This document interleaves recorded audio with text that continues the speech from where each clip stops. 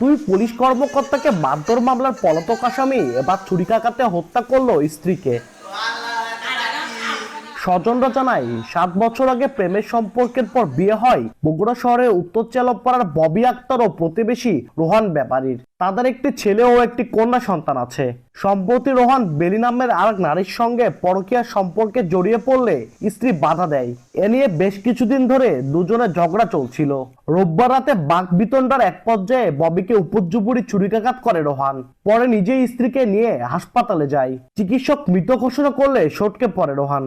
মেয়েটাকে এর আগেও কয়েকবার নির্যাতন করছে এই তার স্বামী রোহান। আমরা বিচার চাচ্ছি। ওই ছেলের একটা মেয়ের সাথে পরে ছিল, তার জন্য ওই মেয়েকে ওকে শিখাই দিছে আমার বোনকে মেরে ফেলাই দিয়ে ওনার সাথে সংসার করার জন্য। পুলিশ বলছে এ ঘটনায় অভিযুক্ত রোহানের বাবা ও মাকে জিজ্ঞাসাবাদের জন্য আটক করা হয়েছে।